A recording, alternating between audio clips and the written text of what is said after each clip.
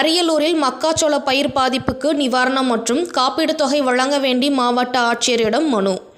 அரியலூர் மாவட்டம் பள்ளிங்காநத்தம் கிராமத்தில் சுமார் 500க்கும் மேற்பட்ட ஏக்கர் பரப்பளவில் மக்காச்சோளம் பயிரிடப்பட்டுள்ளது.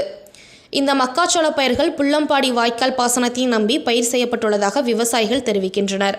புள்ளம்பாடி வாய்க்காலில் தண்ணீர் வராத காரணத்தாலும் பருவமழை சரியான முறையில் பெய்யாத காரணத்தினாலும் மக்காச்சோள பயிர்கள் இளம் பயிராக இருக்கும்போதே படைப்புழு தாக்குதலுக்கு உள்ளாகி சேதமடைந்துள்ளது.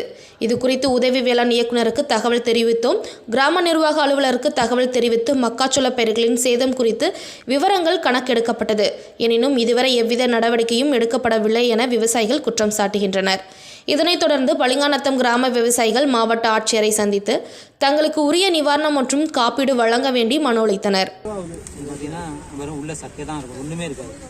மணி 4 மணி 3 மணி இந்த மாதிரி தான் இருக்கும். இதுக்கு மேலே இதில் ஒன்றுமே இருக்காது. இதை நாங்கள் அடித்து ஒடிச்சாலும் ஒடிக்கக்குள்ள கூட வராதுன்னு எங்களுக்கு. அது மாதிரி கிட்டத்தட்ட ஏக்கருக்கு 20,000 இப்போ தான் செலவு பண்ணியிருக்காங்க. ஒன்றுமே இதில் கிடைக்காது. அதனால் இதுக்காக தான் நாங்கள் நிவாரணமும் எங்களுக்கு பயிர் காப்பீடு செஞ்சுருக்கோம். பயிர் காப்பீடுக்கான தொகையும் பெற்றுத்தர மாதிரி கலெக்டர் மனு கொடுக்கலாம் தான் வந்திருக்கோம். நாங்கள் எல்லாமே சொல்லுங்க. அரியலூர் மாவட்டம் திருமானூர் பள்ளிங்காநத்தம் கிராமத்திலேருந்து பேசுகிறோம்.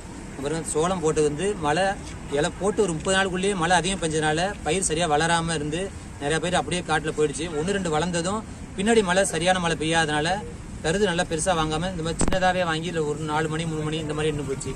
இதனால் கிட்டத்தட்ட 90% மேலே சுத்தமாக பாதிச்சிருச்சு விவசாயிக்கு. ஒடிச்சாலுமே ஒடிக்கக்குள்ள கூட கிடைக்காது எங்களுக்கு. என்ன காரணம் அது? மழை வந்து ஆரம்பத்தில் மழை சின்ன பயிராகும்போது மழை அதிகம் பெஞ்சிருச்சு சார். அதுக்கப்புறம் திரும்ப பார்த்தீங்கன்னா கடைசியில் கருது வர டைம் மழை பத்தல, மழை அதிகம் பெய்யல. மழை பெய்யாதனால அப்படியே இருந்து போயிடுச்சு. இப்போ செடியோ சுத்தமாக வயசே முடிஞ்சு போச்சு. இதோட வயசு முடிஞ்சு போச்சு.